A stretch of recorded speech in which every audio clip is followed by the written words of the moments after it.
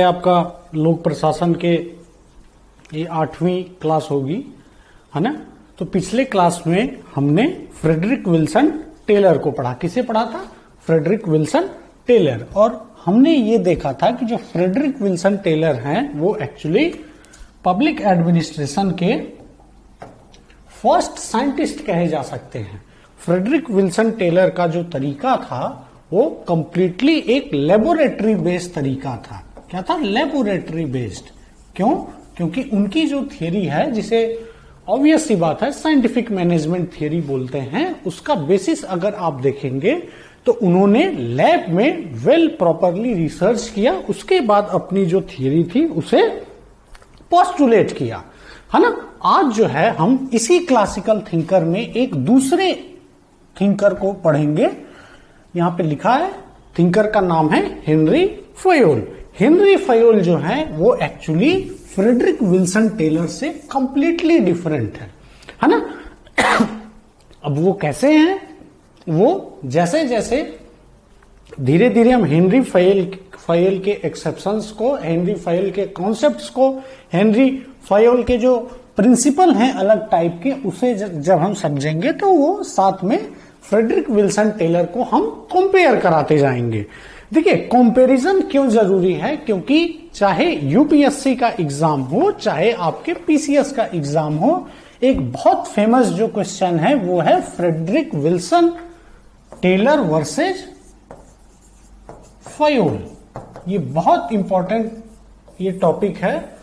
UPSC ने लगभग 5 बार पूछ चुका है, दोनों के बीच में similarity as well as difference. तो ये जरूरी है कि आपको बहुत क्लियरली आपके कॉन्सेप्ट जो हैं होने चाहिए कि एक्चुअली पब्लिक एडमिनिस्ट्रेशन में हेनरी फयोल के क्या व्यू हैं और फ्रेडरिक विल्सन टेलर के व्यू क्या है, कहां पे दोनों डिफर करते हैं, कहां पे दोनों में सिमिलरिटी है। ठीक है, लेकिन हैं दोनों एक ही पीरियड के थिंकर। वो क्या है? दोनों क्लासिकल थिंकर हैं।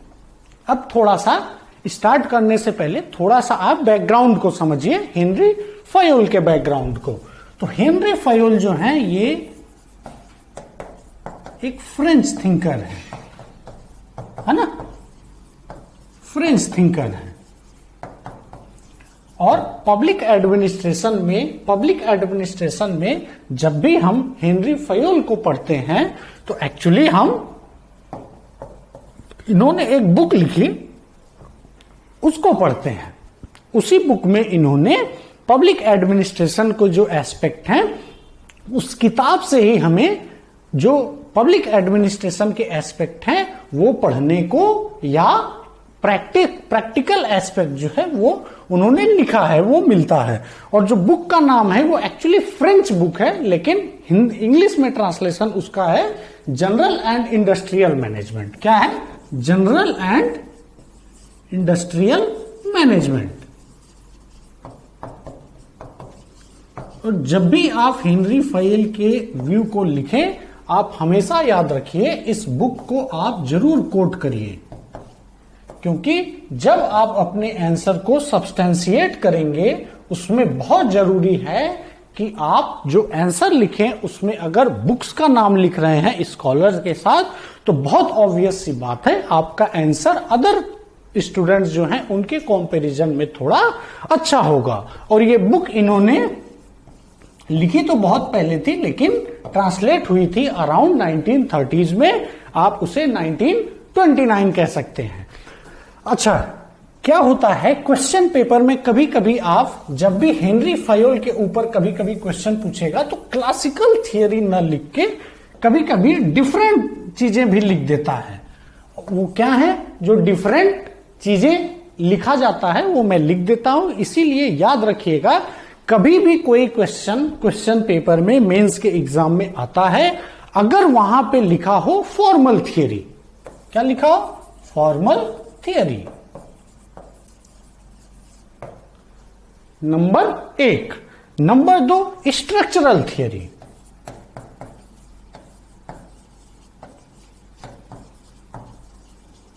है ना, या लिखा हो एडमिनिस्ट्रेटिव मैनेजमेंट थियरी।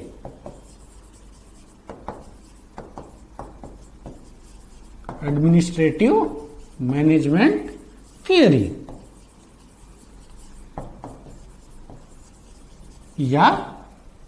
या लिखा हो क्या, मैनेजमेंट प्रोसेस स्कूल, है ना। ये आप क्वेश्चन पेपर देखेंगे तो स्टूडेंट्स जो हैं वो एक्चुअली क्वेश्चन तो समझते हैं, लेकिन प्रॉब्लम है जब ये सारे टर्म आते हैं तो कंफ्यूज हो जाते हैं कि किस स्कूल के बारे में या किस थिंकर के बारे में क्वेश्चन पूछ रहा है ना। तो जब आप ये सब वर्ड देखें तो कंफ्यूज नहीं होना है, घबराना नहीं है, और आपको ये समझ जाइए जैसे ही आप ये वर्डिंग दिखे, कौन सा wording, formal theory, structural theory, या एडमिनिस्ट्रेटिव मैनेजमेंट थियरी, या मैनेजमेंट प्रोसेस स्कूल। मोस्टली आप देखेंगे तो एडमिनिस्ट्रेटिव मैनेजमेंट थियरी और मैनेजमेंट प्रोसेस स्कूल बहुत ज्यादा यूज करते हैं, बेसिकली आपको कंफ्यूज करने के लिए। तो जब भी इन सब की बात हो, बहुत क्लियर सा फंडा है कि जब इनकी बात हो इसका मतलब है क्वेश्चन इज आस्किंग अबाउट क्या, हेनरी फयोल, है ना। ठीक है, क्लियर, आसान एकदम, है ना। अब थोड़ा सा हम क्लासिकल थियरी के ऊपर बात कर लेते हैं, एक बार काइंड ऑफ रिवीजन समझ लीजिए, क्योंकि जब मैंने विल्सन टेलर को पढ़ाया, फ्रेडरिक विल्सन टेलर को पढ़ाया, जस्ट इसके पहले वाला लेक्चर वही था, उसमें बहुत अच्छे से मैंने आपको क्लासिकल थियरी के ऊपर व्यू बताया, लेकिन काइंड ऑफ आप रिवीजन ही समझिए इसे, क्योंकि उससे क्या होगा, हेनरी फयोल को समझना और ज्यादा आसान हो जाएगा। तो क्लासिकल थिंकर किसकी बात करते हैं, जैसे ये कोई ऑर्गेनाइजेशन है, मान लीजिए ये कोई क्या है, ऑर्गेनाइजेशन है। अब ऑर्गेनाइजेशन हमेशा मेन, मेथड और मटेरियल, ये तीन चीजों से मिलके बनता है कोई संगठन या ऑर्गेनाइजेशन, है ना। मेन कौन है, जो इसमें काम करेंगे। मेथड क्या है, वो टेक्निक्स जो मेन यूज करेंगे काम करने के लिए। और मटेरियल क्या है, मटेरियल काइंड ऑफ इंफ्रास्ट्रक्चर, है ना। तो इससे बनता है क्या, एक ऑर्गेनाइजेशन। क्या बनता है, ऑर्गेनाइजेशन। लेकिन जब क्लासिकल थिंकर की हम बात करते हैं तो क्लासिकल थिंकर जो है बेसिकली मटेरियल और मेथड की बात करते हैं, है ना। What is focus of classical thinkers when it comes to organization, वो है क्या, मटेरियल एंड मेथड। ये आप हमेशा याद रखिएगा। एक भी क्लासिकल थिंकर में आपको पासिंग रिमार्क में भले मिल जाए मेन के ऊपर, मेन मतलब ह्यूमन रिलेशन, मेन मतलब ह्यूमन रिलेशन पब्लिक एडमिनिस्ट्रेशन के टर्म है, या पब्लिक एडमिनिस्ट्रेशन की जो लैंग्वेज है वो एक्चुअली मेन न लिख के ह्यूमन बिहेवियर या ह्यूमन रिलेशन लिखती है ना। तो जब भी क्लासिकल थिंकर या क्लासिकल थियरी के बारे में आप पढ़ेंगे तो हमेशा याद रखिएगा कि ऐसे लोग जो क्लासिकल थियरिस्ट हैं, उनकी जो थियरी होगी या थियरम होगी या जो भी व्यू होगा, वो मेथड और मटेरियल पे ही फोकस्ड रहेगा। मेन में या ह्यूमन रिलेशन में अगर रहेगा भी तो काइंड ऑफ पासिंग रिमार्क रहेगा, बहुत मेन व्यू नहीं होगा। ये तो हो गया पहला एस्पेक्ट। दूसरा, ये तो हो गया पहला एस्पेक्ट। दूसरा क्लासिकल, और ये जो एस्पेक्ट है ये पहले ही मैंने बता दिया था, है ना, ये भी एक रिवीजन हो गया। दूसरा जो है, ये क्लासिकल थिंकर्स जो है ये प्रिंसिपल पे ज्यादा फोकस करते हैं। ये सिंपल सा इनका फंडा है कि भैया आप प्रिंसिपल बनाओ, कुछ प्रिंसिपल डेवलप करिए, वो हर ऑर्गेनाइजेशन में लागू होगा। बहुत फेमस कोट है, organization is organization either it is public or it is private. मतलब ऑर्गेनाइजेशन तो ऑर्गेनाइजेशन है, चाहे वो प्राइवेट हो चाहे पब्लिक हो, उससे बहुत ज्यादा फर्क नहीं पड़ता। जैसे फॉर एग्जांपल क्लासिकल थिंकर्स जो हैं, मान लीजिए कुछ प्रिंसिपल देते हैं, है ना। अब ये कहेंगे कि देखिए, जैसे मान लीजिए कोई सरकारी कंपनी है, मान लीजिए बीपीसीएल। बीपीसीएल क्या करती है, आपने पेट्रोल पंप देखा होगा, उसका मैनेजमेंट बीपीसीएल के पास ही होता है ना। पेट्रोल पंप किसी को खोलना हो, फ्रेंचाइजी बीपीसीएल ही देती है ना। और एक प्राइवेट मान लीजिए कोई कंपनी है रिलायंस,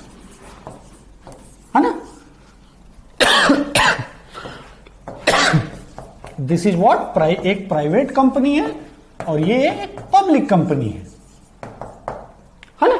अब जो क्लासिकल थिंकर होंगे वो बोलेंगे कि इन दोनों ऑर्गेनाइजेशन में बहुत ज्यादा डिफरेंस नहीं होता है, क्योंकि इनको मैनेज करने के लिए कुछ प्रिंसिपल होने चाहिए, एंड दोज प्रिंसिपल्स आर, वो जो प्रिंसिपल हैं वो यूनिवर्सल होते हैं।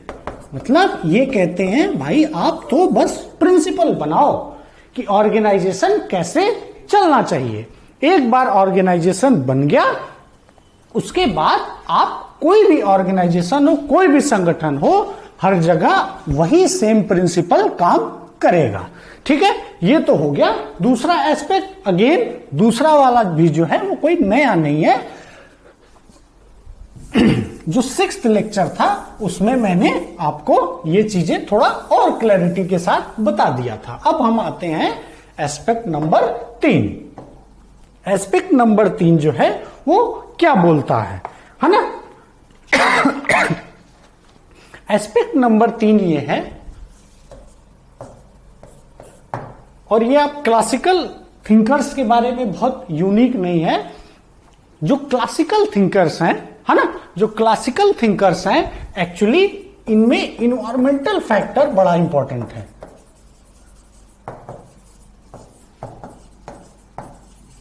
देखिए किसी भी थिंकर्स को, है ना, आर्ट्स के सब्जेक्ट में, आर्ट्स मतलब psychology, philosophy, public administration, political science, sociology, है ना, अगर आप समाज को समझ गए, है ना, अगर आप उस समय सोसाइटी में क्या हो रहा है, इकोनॉमिक्स को समझ गए, तो आप उस थिंकर को भी बहुत ही अच्छे से समझ जाएंगे।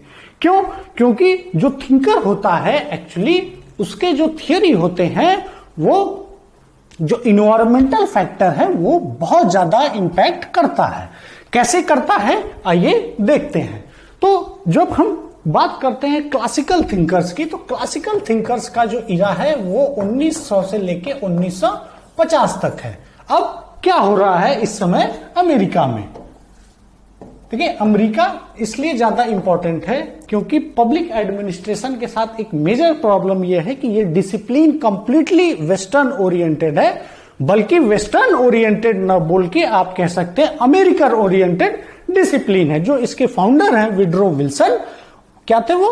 अमेरिका के प्रेसिडेंट थे, है ना। तो चूंकि शुरुआत अमेरिका से हुई है तो हमें क्लासिकल थिंकर्स जब हम पढ़ेंगे उस समय थोड़ा सा इन्वायरमेंटल फैक्टर जरूर देखेंगे। लेकिन एक चीज आप ऑब्जर्व करिए, हेनरी फयोल जो है वो अमेरिकन न होके एक फ्रेंच थिंकर है ना। तो थोड़ा सा आपको जो इन्वायरमेंटल फैक्टर है वो यहां पे थोड़ा सा डिफरेंट मिलेगा। क्या डिफरेंट मिलेगा? फ्रेंच सोसाइटी जो है 1900 से 1950 में आप देखेंगे थोड़ा सा स्टेबल थी, है ना, स्टेबल सोसाइटी थी, है ना। जबकि और यहां पे हम लाएंगे किसको? फ्रेडरिक विल्सन टेलर को, है ना। और यहीं पे जो इन्वायरमेंटल फैक्टर है उससे आप डिफरेंस जो है वो आप अपने आप क्रिएट कर लोगे, है ना। तो फ्रेडरिक विल्सन टेलर का जो इरा है वो यही इरा है, इसी के बीच में उन्होंने अपनी भी थियरी दिया। जो अमेरिका की जो सोसाइटी थी, जो समाज था उस समय बहुत ही ज्यादा अनस्टेबल था, है ना। लेकिन हेनरी फयोल जो फ्रांस में वर्क कर रहे थे उस समय फ्रेंच सोसाइटी जो है बहुत स्टेबल रही, है ना। दूसरा क्या इन्वायरमेंटल फैक्टर हो सकते हैं? दूसरा इसी समय आप देखेंगे इसी के बीच में चलता है क्या? Industrial revolution,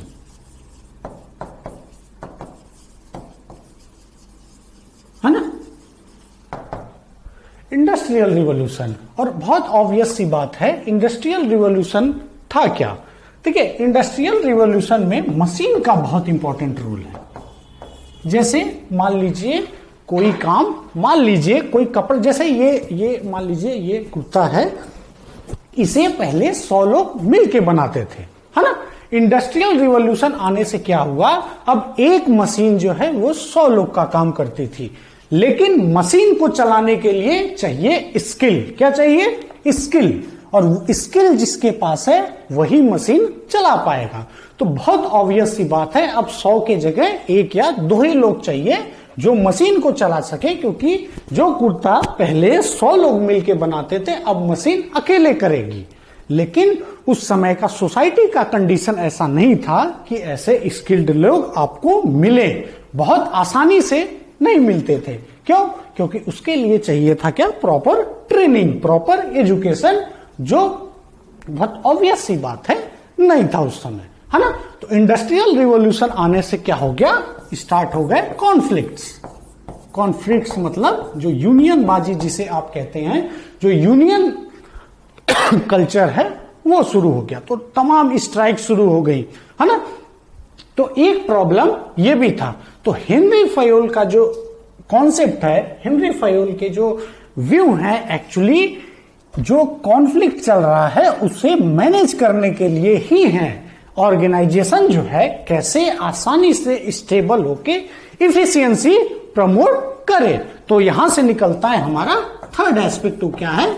efficient organization. मतलब एक ऑर्गेनाइजेशन कैसे एक efficiently result oriented, output oriented हो, ठीक है। और चौथा जो है थोड़ा सा अलग आपको मिलेगा, ये इन्वायरमेंटल फैक्टर तो इसे हम नहीं कहेंगे, लेकिन हेनरी फयोल जो है ये थोड़ा सा यहां आपको टेलर से डिफरेंस मिलेगा, टेलर से अलग मिलेगा। हेनरी फयोल जो है प्रॉब्लम जो है उस समय किसी इंडस्ट्री में, ऑर्गेनाइजेशन में हमेशा वो देखते हैं मैनेजर के लेवल पे। किसके लेवल पे? मैनेजरियल लेवल, है ना। ये थोड़ा सा आपको, ये पहले क्लासिकल थिंकर ऐसे हैं जो टॉप से किसी ऑर्गेनाइजेशन को देखते हैं। टॉप मतलब जैसे ऐसे समझिए, है ना, ये कोई कंपनी है, मान लीजिए स्टील बनाती है, तो यहां पे है लेबर, यहां पे है मान लीजिए जूनियर मैनेजर, यहां पे है मान लीजिए सीनियर मैनेजर, और यहां पे एडिशनल डायरेक्टर, और यहां पे आप मान लीजिए सीएमडी, ठीक है। तो हेनरी फयोल जो है वो प्रॉब्लम जो है एक्चुअली ऊपर से देखते हैं, मतलब यहां से देखते हैं, है ना। हेनरी फयोल जो है वो ऐसे क्लासिकल थिंकर है, इनफैक्ट पहले क्लासिकल थिंकर हैं जिनका व्यू टॉप वाला है। लेकिन टेलर का, फ्रेडरिक विल्सन टेलर जो है वो प्रॉब्लम ऊपर से नहीं नीचे से देखते हैं, मतलब लेबर के लेवल से क्या प्रॉब्लम हो रही है वहां से लेके ऊपर जाते हैं।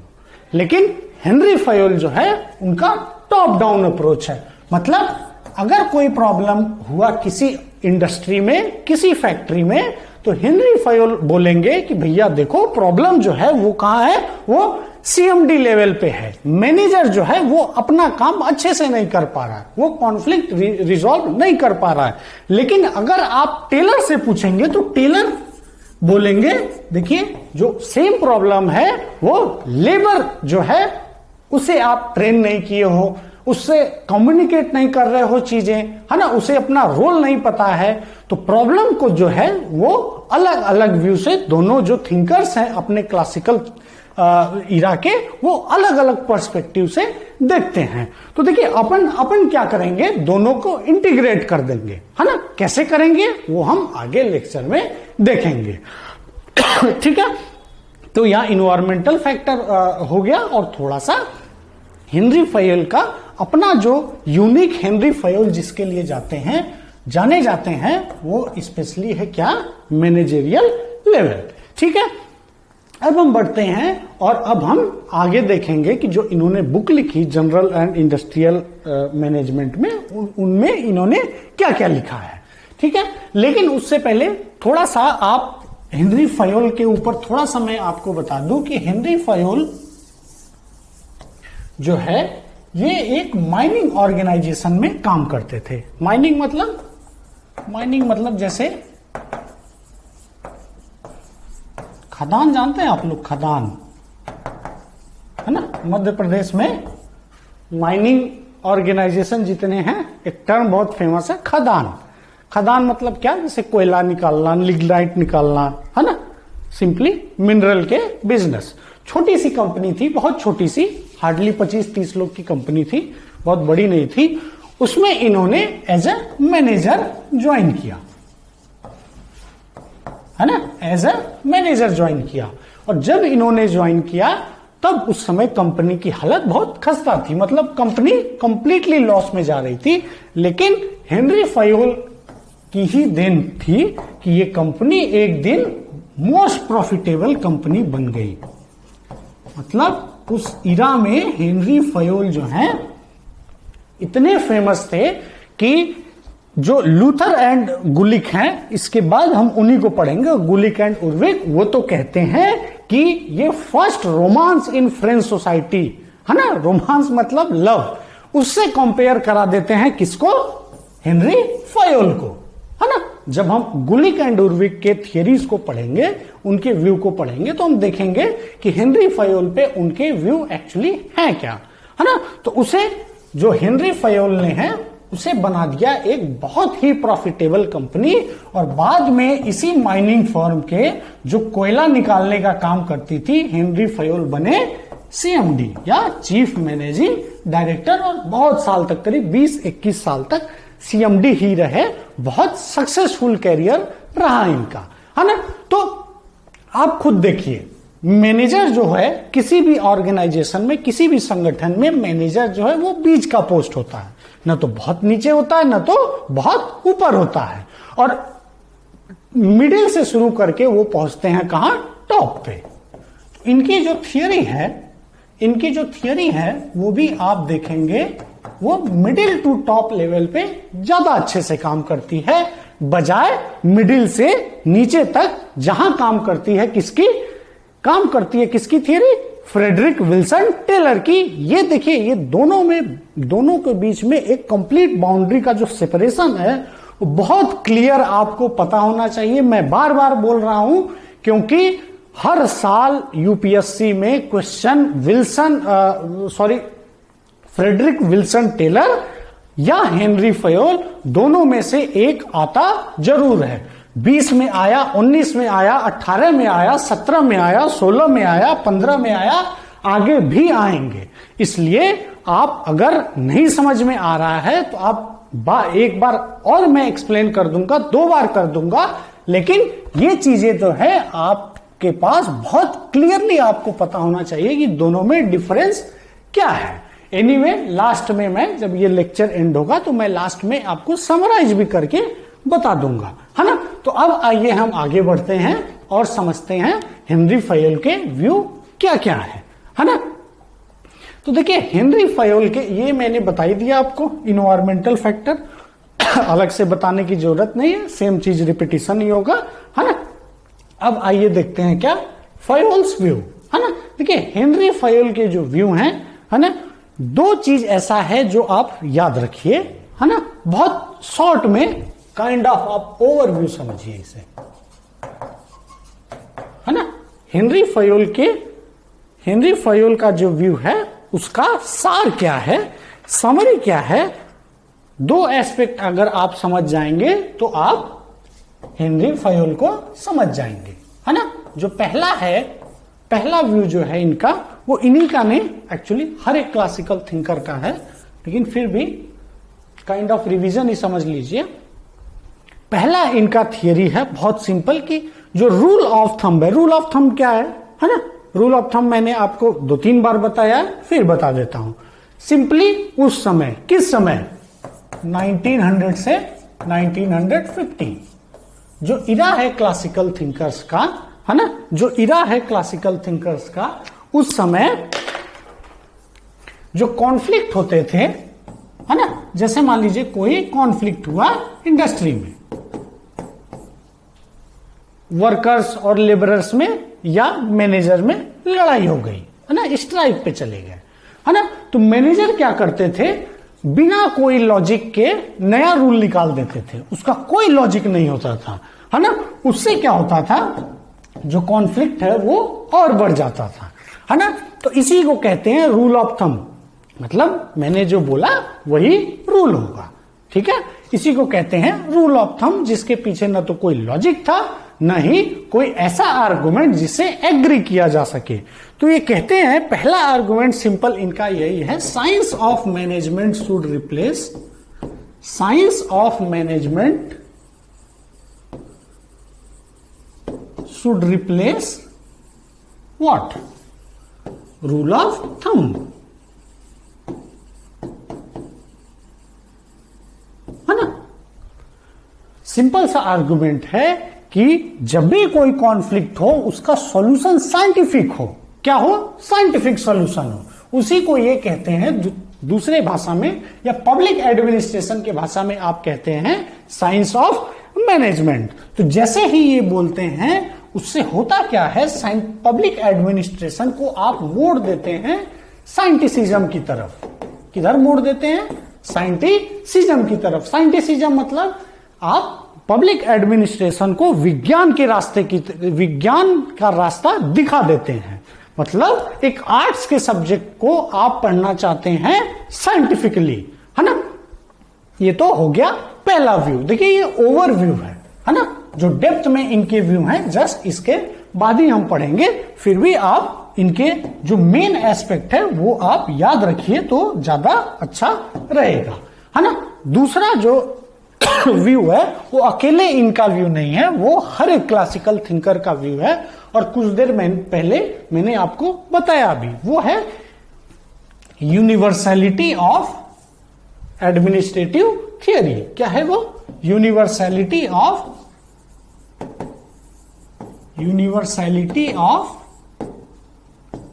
Administrative theory.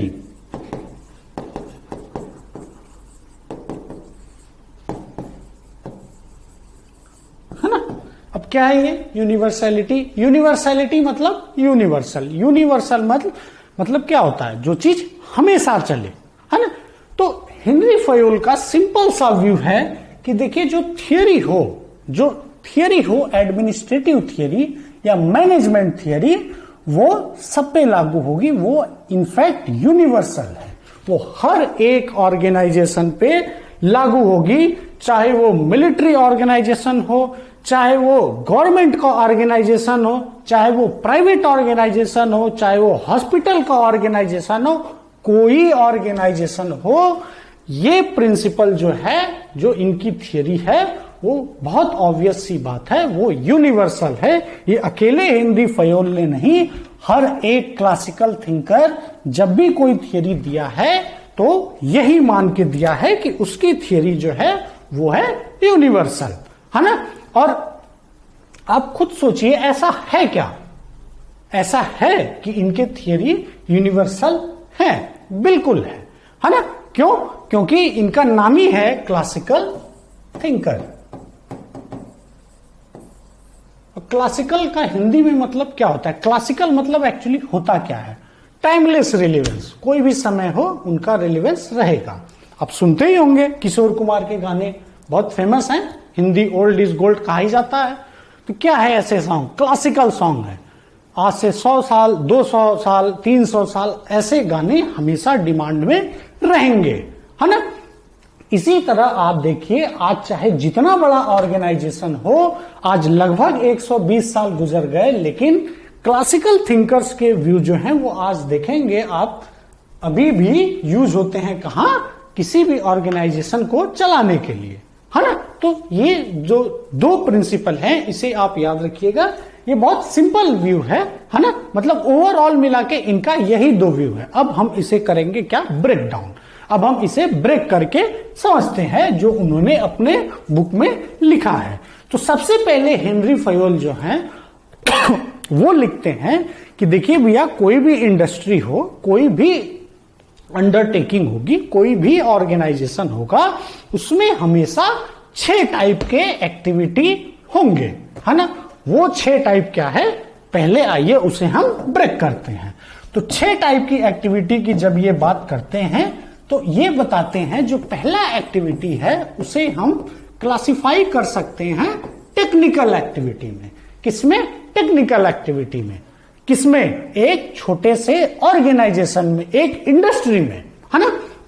और जो टेक्निकल डिपार्टमेंट है, जो टेक्निकल एक्टिविटी है, वो डील करेगा किसी भी फैक्ट्री में टूल्स और टेक्निक्स पे।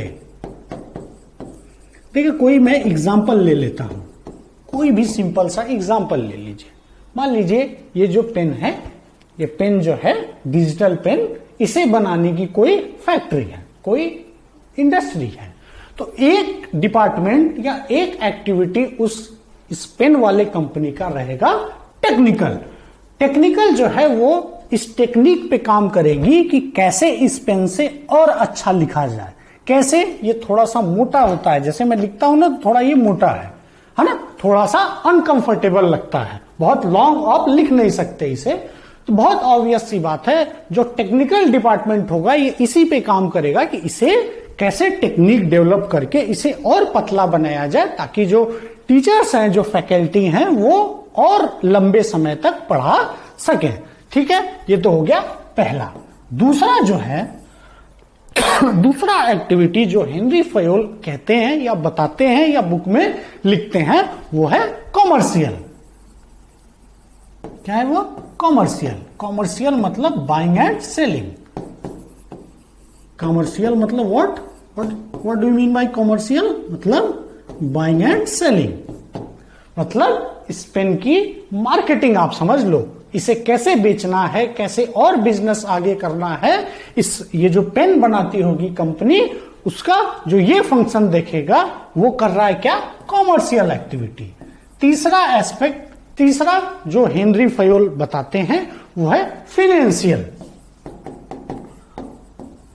तो थर्ड एस्पेक्ट इज फिनेंशियल। और ये क्या है फिनेंशियल? सिंपली जैसे मान लीजिए इस पेन को बनाने में कितना पैसा लग रहा है, और इसका मतलब समझ लीजिए ऑप्टिमम यूज है ना, जितना पैसा लग रहा है उतना निकल जाए। देखिए ये दोनों सेम नहीं है, ये याद रखिएगा, है ना। ऑप्टिमम यूज ऑफ रिसोर्सेज,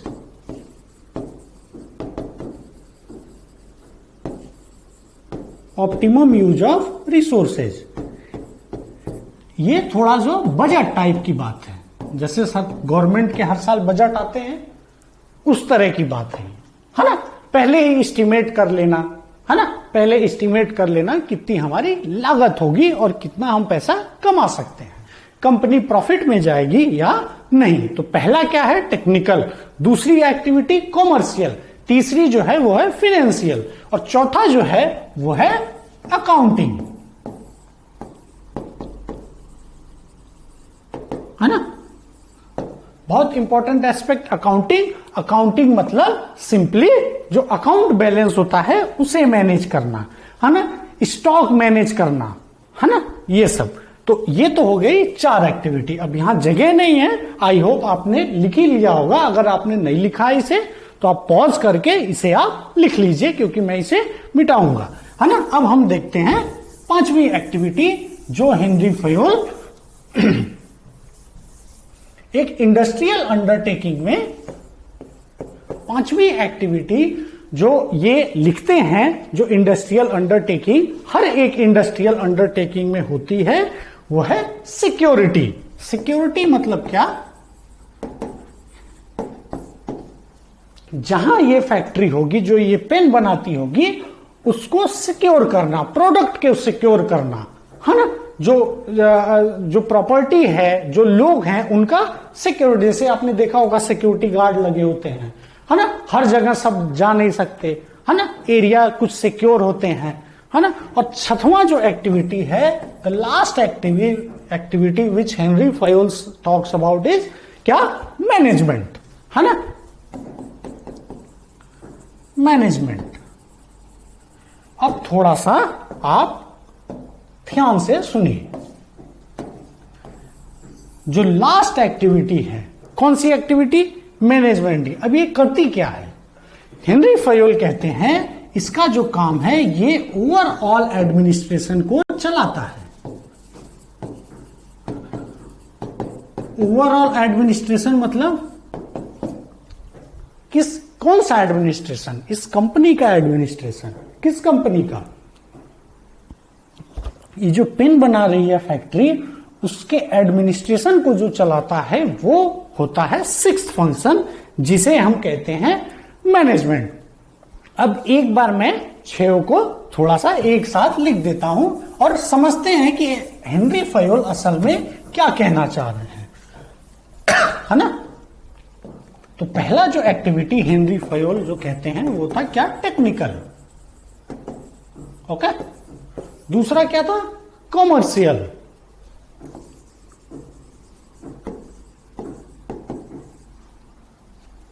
तीसरा क्या था, फिनेंसिंग।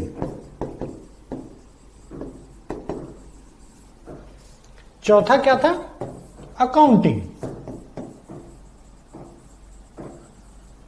पांचवा क्या था, सिक्योरिटी। और छठवां क्या था, मैनेजमेंट। हेनरी फयोल आर्ग्यू करते हैं, ही आर्ग्यूज दैट कि देखिए भैया किसी भी इंडस्ट्री में 6 टाइप के एक्टिविटी होते हैं, है ना। तो वो कहते हैं कि जो 5 टाइप के एक्टिविटी हैं, शुरू के 5, टेक्निकल, कॉमर्शियल, फिनेंसिंग, अकाउंटिंग और सिक्योरिटी, ये एक्टिविटी सेगमेंटल टाइप के हैं। सेगमेंटल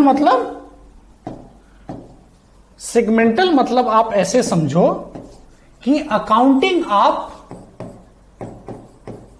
मान लीजिए एक कोई है जो सिर्फ अकाउंटिंग में इंटरेस्टेड है, तो अकाउंटिंग डिपार्टमेंट में पूरा होल लाइफ बिता सकता है।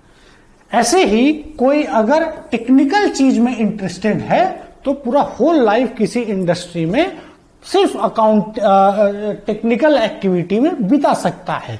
लेकिन जो मैनेजमेंट वाली एक्टिविटी है, कौन सी एक्टिविटी, लास्ट वाली, वो उसको मैनेज करने के लिए ये एक्टिविटी जो है ये वही कर सकता है जिसे ओवरऑल नॉलेज हो ऑल 5 एस्पेक्ट्स। मतलब उसे टेक्निकल एक्टिविटी का भी थोड़ा बहुत पता हो, उसे कॉमर्शियल एक्टिविटी के बारे में भी थोड़ा बहुत पता हो, उसे अकाउंटिंग एक्टिविटी के बारे में थोड़ा बहुत पता हो, फाइनेंशियल एक्टिविटीज के बारे में थोड़ा बहुत पता हो और थोड़ा सा उसे सिक्योरिटी के एस्पेक्ट में पता हो।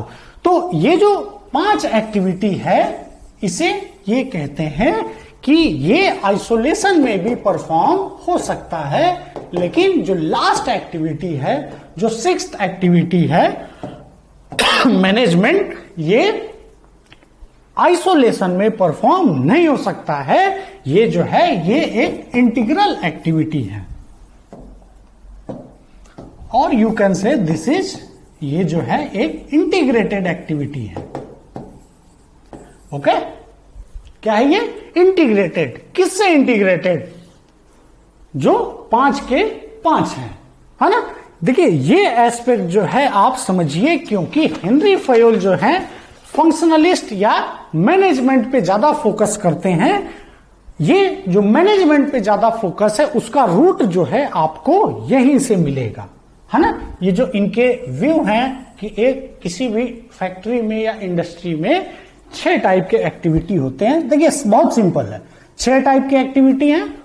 कितने, 6 टाइप के।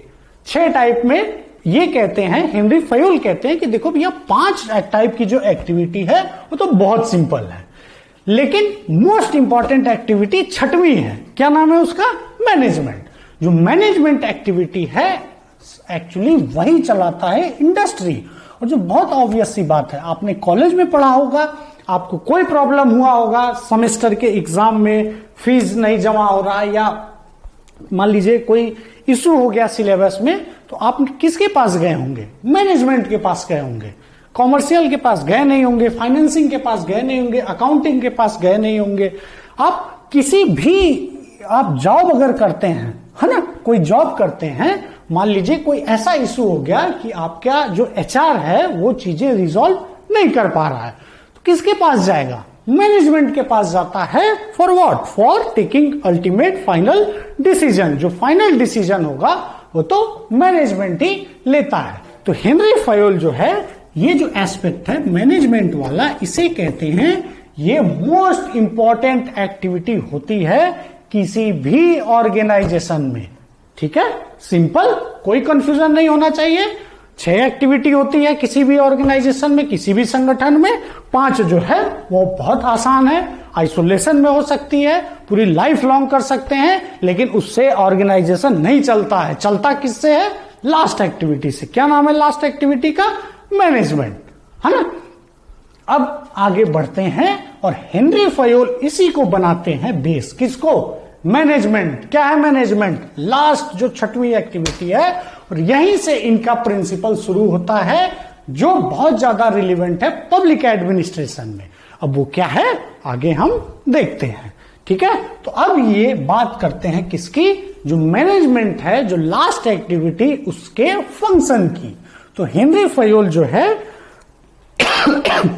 ये बात करते हैं फंक्शन ऑफ मैनेजमेंट, कि जब हम कहते हैं मैनेजमेंट तो मैनेजमेंट के कितने फंक्शन होते हैं, ठीक है। एक और एस्पेक्ट है ना, इसे आप इस पे बहुत ज्यादा फोकस करने की जरूरत नहीं है, लेकिन आप पासिंग रिमार्क पे समझो कि देखिए हेनरी फयोल के साथ एक एक्चुअली थिंकर के साथ ये प्रॉब्लम नहीं है, प्रॉब्लम हम लोगों के साथ है ना। इंग्लिश जो इंटेलिजेंसिया है, जो इंग्लिश पढ़ते हैं, उनके साथ प्रॉब्लम ये है, हेनरी फयोल के एस्पेक्ट में कभी वो लिख देते हैं एडमिनिस्ट्रेशन,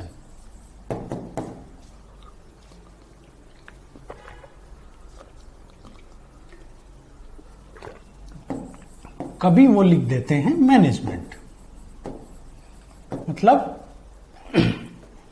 जब हेनरी फयोल की बुक को ट्रांसलेट किया गया, जो ओरिजिनली एक फ्रेंच लैंग्वेज में लिखी गई थी, तो कभी कभी आप देखेंगे उस ट्रांसलेशन में थोड़ा बहुत प्रॉब्लम है ना।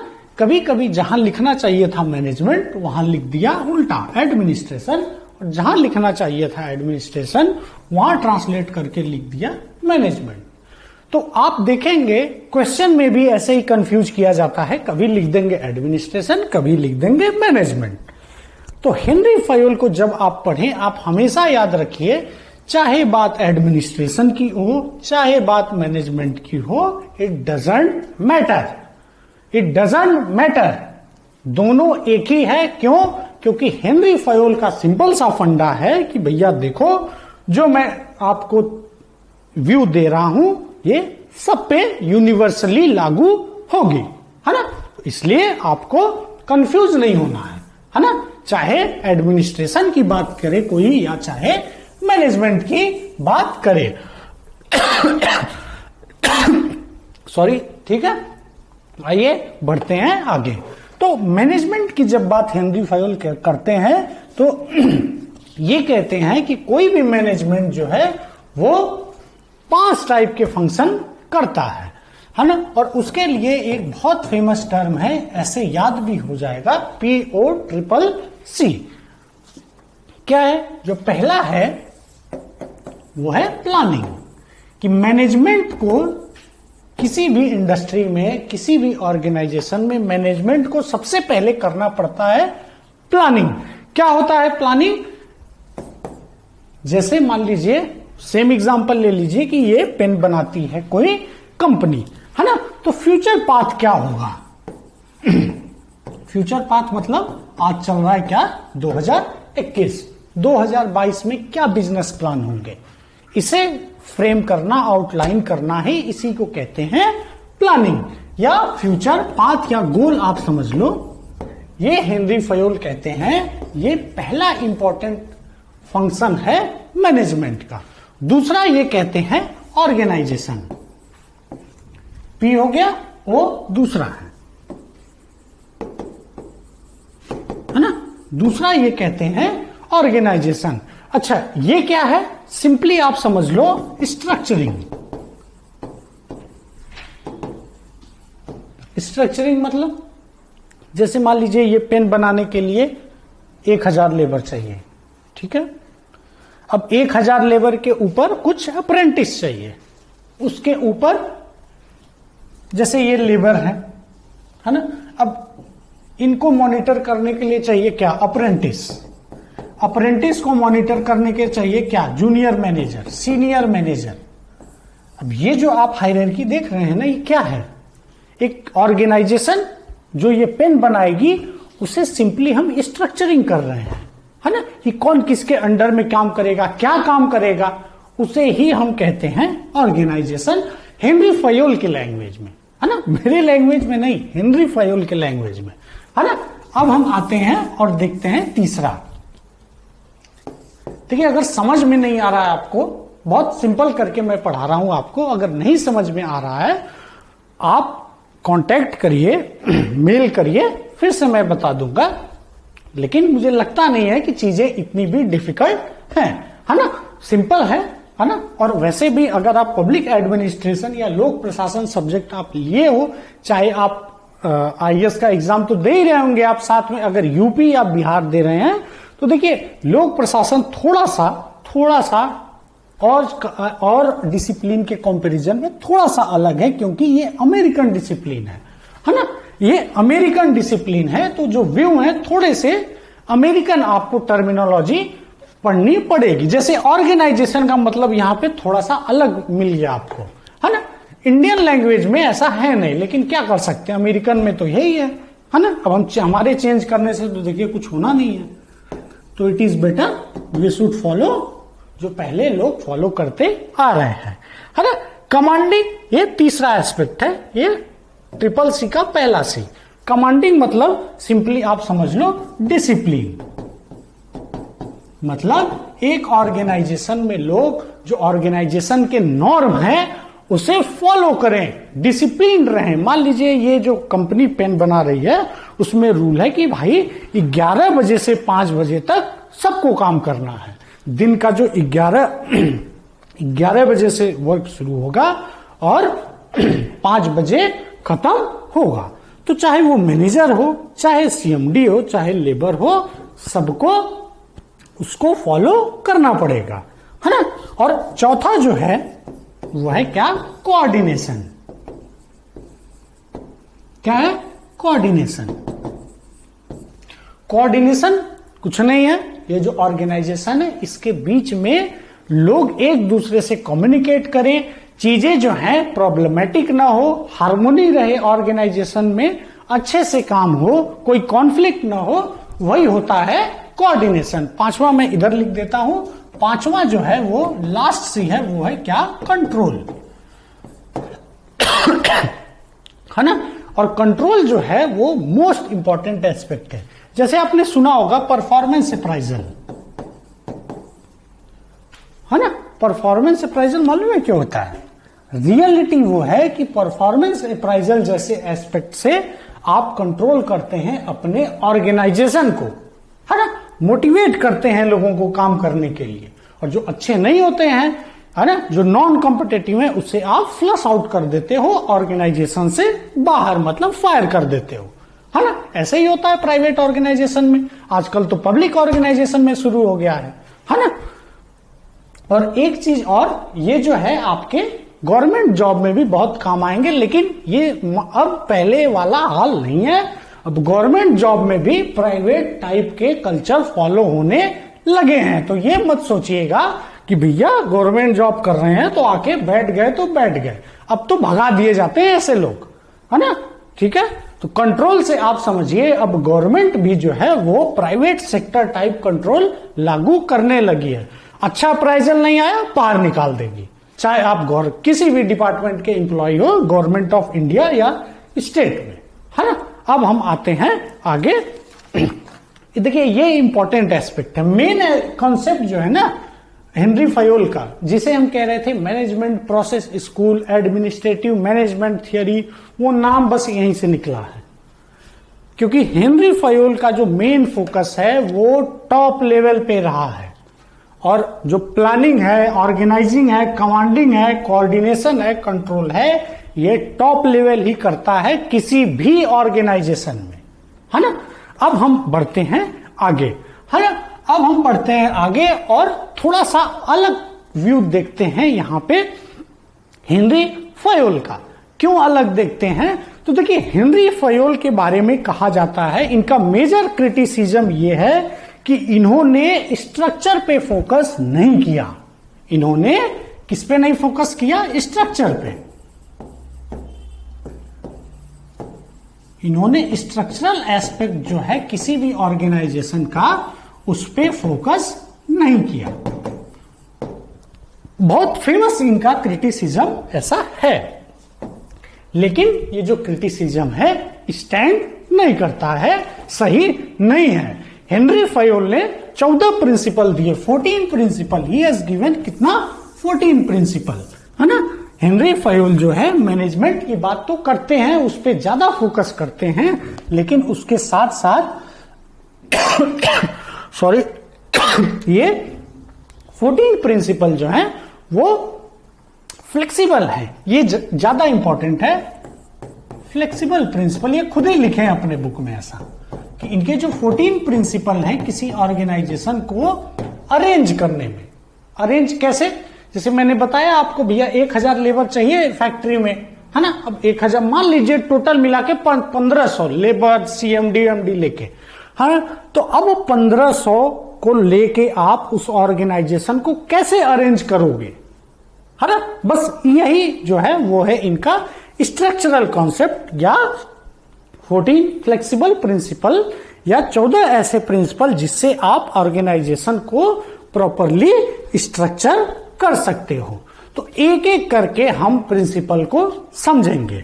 देखिए ये प्रिंसिपल जो है इसलिए इंपॉर्टेंट है क्योंकि आगे के जो थिंकर हैं ये इसी प्रिंसिपल को एक्सपेंड ही करते हैं, है ना। क्रिटिसिज्म तो आगे बहुत है इन सब प्रिंसिपल का, लेकिन असल में रियलिटी ये है मिला जुला के सब लोग उसे एक्सपेंड ही कर रहे हैं। तो पहला जो है वो है डिवीजन ऑफ वर्क। जो पहला प्रिंसिपल है वो है क्या, डिवीजन ऑफ वर्क, जिसे हम कहते हैं स्पेशलाइजेशन। क्या होता है ये division of work? Simply labour क्या करेगा, अप्रेंटिस का क्या काम होगा, जूनियर मैनेजर का क्या काम होगा, सीनियर मैनेजर का क्या काम होगा, इसी को कहते हैं डिवीजन ऑफ वर्क। और भारत सरकार में एक प्रॉब्लम जो है वो असल में डिवीजन ऑफ वर्क ही है। आपने सुना ही होगा, फाइल ले जाइए, वो कहते हैं वहां जाओ, वो कहते हैं वहां जाओ, किसी को पता ही नहीं कि भैया मेरा असल में फंक्शन क्या हमें करना है और क्या क्या चीजें ऐसी हैं जो हमें नहीं करनी है ना। तो इसे जो पहला एस्पेक्ट है वो डिवीजन ऑफ वर्क है। और एग्जाम्पल के लिए मैंने आपको बता दिया, कोई भी गवर्नमेंट, चाहे स्टेट गवर्नमेंट, राजस्थान गवर्नमेंट, कोई भी आप एग्जाम्पल दे सकते हैं। ये एक मेजर प्रॉब्लम जो है हमारे गवर्नमेंट मशीनरी के साथ भी है ना। दूसरा जो कॉन्सेप्ट है उसे कहते हैं authority and responsibility. Authority and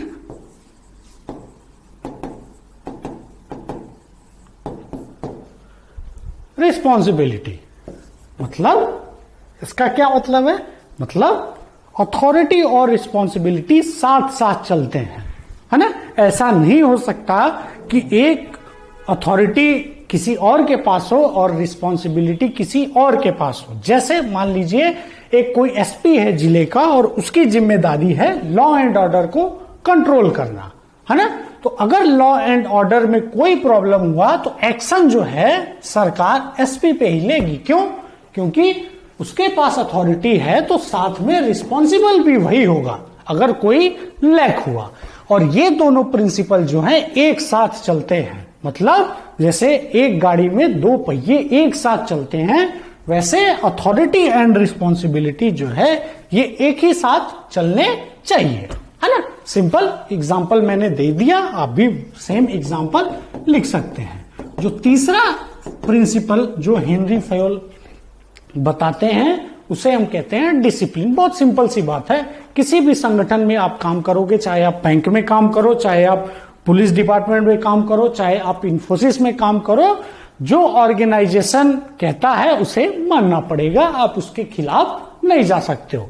उसके खिलाफ जाओगे तो ऑब्वियस सी बात है वो ऑर्गेनाइजेशन आपको फ्लश आउट कर देगा या निकाल देगा, बहुत ऑब्वियस सी बात है।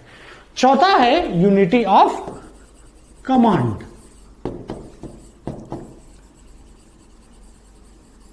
चौथा जो प्रिंसिपल है वो है यूनिटी ऑफ कमांड। अब यूनिटी ऑफ कमांड मतलब ये थोड़ा समझिए आप, है ना।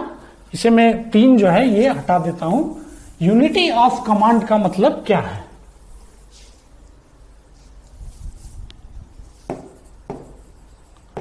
यूनिटी ऑफ कमांड, है ना। ये थोड़ा सा कंट्रोवर्शियल है ना, आगे चल के बन गया, उस समय तो बड़ा फेमस हुआ ये कंसेप्ट। उसका सिंपल सा फंडा है, ये कहते हैं कि देखो भैया मान लीजिए एक ये लेबर है, कौन है, लेबर किसी इंडस्ट्री का, तो हेनरी फयोल कहते हैं इसका एक ही बॉस हो, मतलब ये एक अप्रेंटिस को रिपोर्ट करे। अब ये अप्रेंटिस एक जूनियर मैनेजर को रिपोर्ट करे और ये जूनियर मैनेजर एक सीनियर मैनेजर को रिपोर्ट करे। उस समय जो है वो बहुत अच्छा चला ये, लेकिन बाद में बहुत ज्यादा क्रिटिसिज्म हुआ, क्योंकि अगर एक आदमी एक ही को रिपोर्ट करने लगा तो इतनी लंबी हायरार्की बन जाएगी कि बाद में ऑर्गेनाइजेशन चलना ही मुश्किल हो जाएगा, है ना। लेकिन आप समझने के लिए यूनिटी ऑफ कमांड ऐसे समझ लो, है ना। आगे हम देखते हैं, हर्बर्ट साइमन ने तो इस कॉन्सेप्ट की धज्जी उड़ा के रख दी, मतलब मजाक बना दिया इस कॉन्सेप्ट को, यूनिटी ऑफ कमांड को। ऐसी चीजें लिखी अपनी बुक में कि उसके बाद तो हेनरी फयोल कहीं स्टैंड नहीं करेंगे या उनके थियरी, है ना। तो ये एक जो है कंट्रोवर्शियल एस्पेक्ट है और बहुत लोग इसे क्रिटिसाइज कर चुके हैं, और सबसे बड़ा नाम जो इसको क्रिटिसाइज ही नहीं बल्कि मजाक उड़ा दिया, उसका नाम था हर्बर्ट साइमन। ये वही हर्बर्ट साइमन है जो बाद में चल के इकोनॉमिक्स में नोबेल प्राइज जिन्होंने जीता 1960s में। हर्बर्ट साइमन जो है, Herbert Simon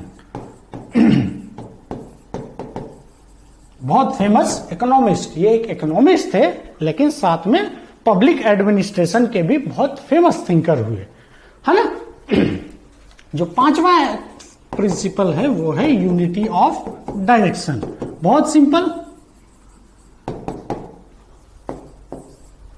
unity of direction मतलब जो ऑर्गेनाइजेशन के सब लोग हैं वो एक गोल पे काम करें, है ना। मतलब मान लीजिए गोल है कि भैया देखो हमें 10,000 पेन बनाना है एक साल में, तो सब मिलके एक डायरेक्शन में चले। ऐसा ना हो कि आधे लोग कहें नहीं 5 ही बनाओ, कुछ लोग कहें नहीं 7 बनाओ, फिर कुछ लोग कहें 20,000 बनाओ, ऐसे नहीं।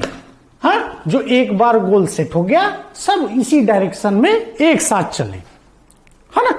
ये हो गया पांचवा। छठवां जो है, छठवां subordination of individual interest to general interest. ये लिखने में बड़ा है, पढ़ने में बड़ा है, लेकिन है बहुत आसान concept. Subordination of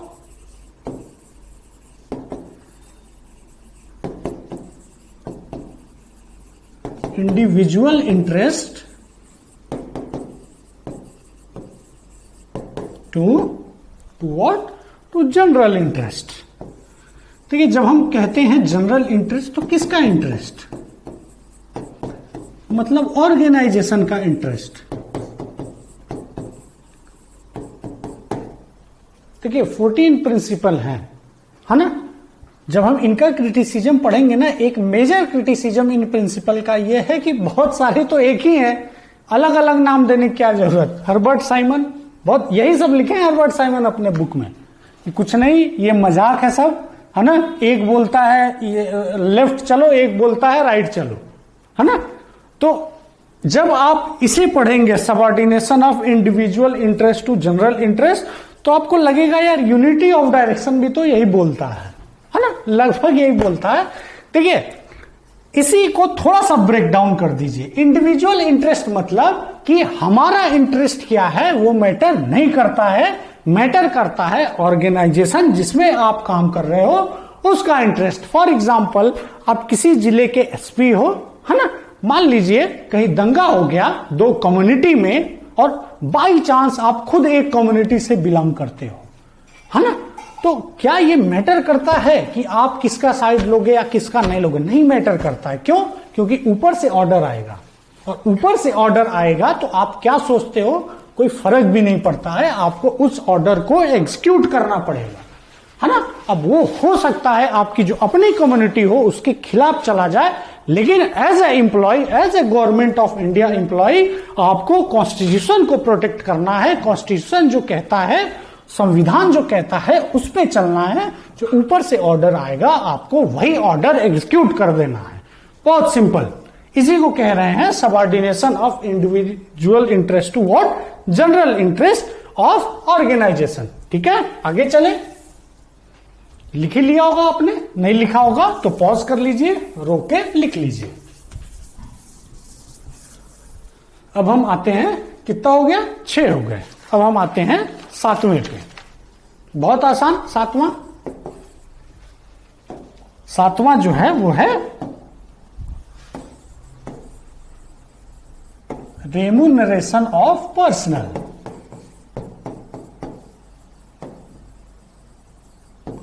remuneration of personal is nothing, ये कुछ नहीं है। इसका मतलब है भाई जितना काम कराओ ठीक ठाक पैसा दो, है ना। ऑब्वियस सी बात है, जैसे मैं यहां पे आपको पढ़ा रहा हूं तो ऑब्वियस सी बात है कुछ फीस होगी, ठीक ठाक फीस होगी, है ना। ऐसे तो है नहीं कि कुछ भी थोड़े से कर लेंगे। और कोई भी काम वैसे भी करना भी नहीं चाहिए अगर ठीक से रिम्यूनरेशन ना हो। सिंपली यही है, जैसा आप पोजीशन पे, जिस हिसाब से, अगर पोजीशन ऊपर है तो आप इंश्योर करो कि जो मॉनेटरी इंसेंटिव है वो, या जो पैसा मिल रहा है वो उस हिसाब से अच्छा मिले। बहुत सिंपल है। 8वां जो है वो है सेंट्रलाइजेशन। अगेन ये जो सेंट्रलाइजेशन है ये बहुत ही क्रिटिसिज्म है इसका, है ना, बहुत ही कंट्रोवर्शियल प्रिंसिपल। देखिए क्लासिकल थिंकर जो है ना वो अकेले हेनरी फयोल की बात नहीं है। हर एक क्लासिकल थिंकर चाहता है कि किसी भी ऑर्गेनाइजेशन में जो पावर हो वो सेंट्रलाइज्ड हो। ये याद रखिएगा, अकेले हेनरी फयोल की बात नहीं है।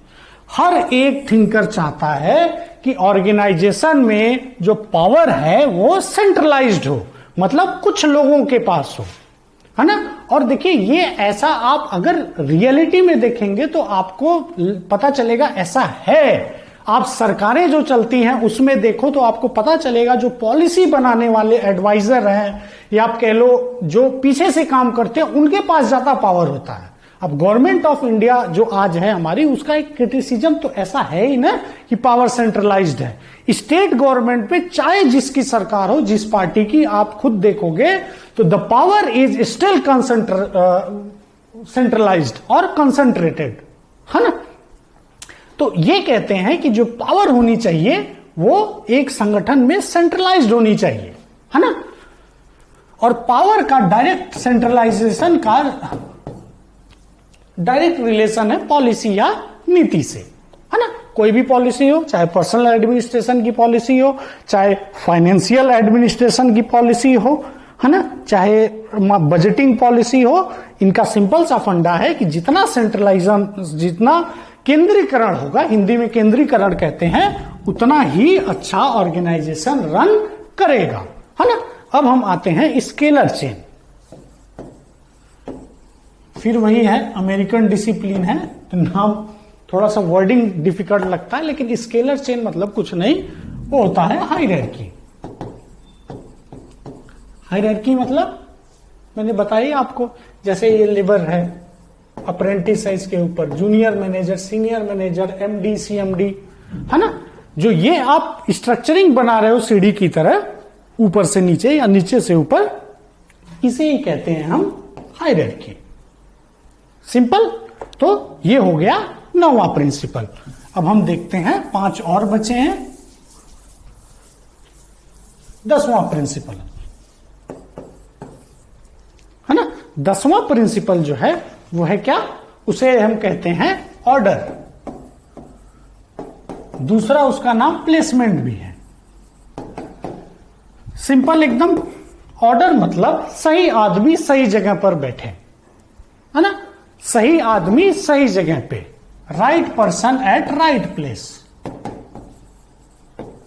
Right person at right place.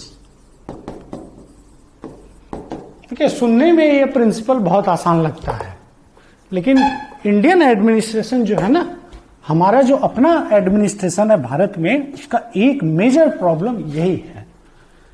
क्या प्रॉब्लम है कि सही टैलेंटेड आदमी सही जगह बैठ नहीं पाता है ना।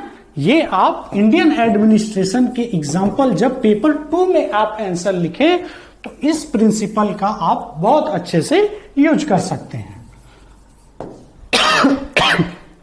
है ना। कि ऑर्डर है क्या, आप सुने ही होंगे जो ट्रांसफर पोस्टिंग होती है गवर्नमेंट जॉब में, आपने सुना होगा, है ना, नेताजी करते हैं सब, है ना, कितने भी टैलेंटेड हो आप, पढ़ लिख के जाओ, अल्टीमेटली सुना ही होगा, देख पेपर पढ़ते ही होंगे क्या होता है एक्चुअली, है ना।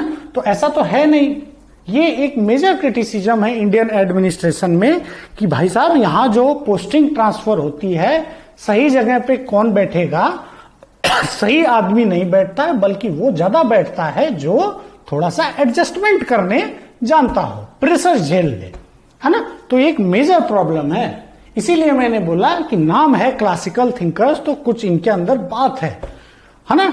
कितना भी आप क्रिटिसाइज कर लो हेनरी फयोल को या क्लासिकल थिंकर्स को, लेकिन इनके जो व्यू हैं वो एकदम परफेक्ट बैठते हैं किसी भी ऑर्गेनाइजेशन में, और आज तक हर एक ऑर्गेनाइजेशन, आज लगभग 120 साल हो गए कंसेप्ट दिए हुए, लेकिन सब यही फॉलो करते हैं, है ना। आगे बढ़ते हैं, ऑर्डर के बाद है अगला कॉन्सेप्ट क्या, इक्विटी।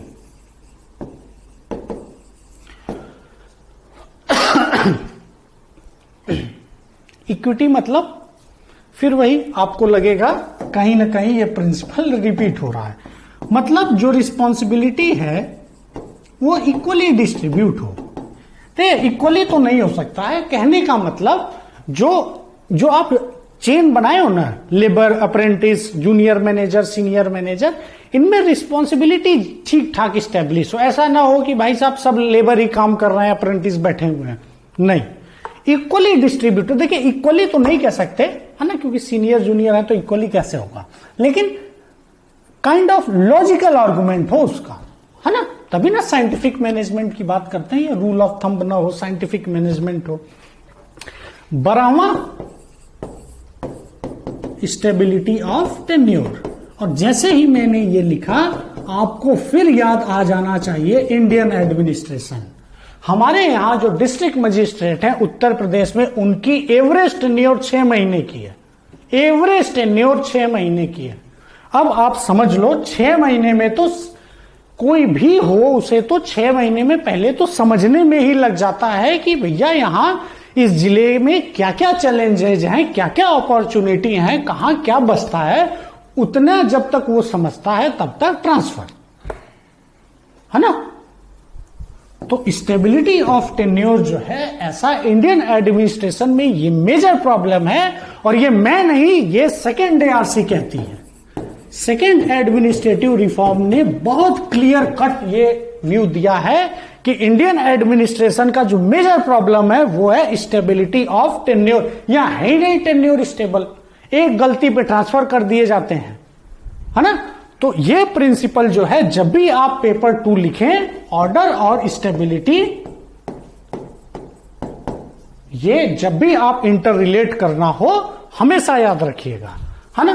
तो ये हो गया कितना, 12 प्रिंसिपल। अब हम कितना बचा, 2 और बचा, क्योंकि 14 टोटल प्रिंसिपल थे, यहां लिखा भी है। 13वां जो है, 13वां 14वां जो प्रिंसिपल है वो असल में बहुत यूनिक टाइप का है।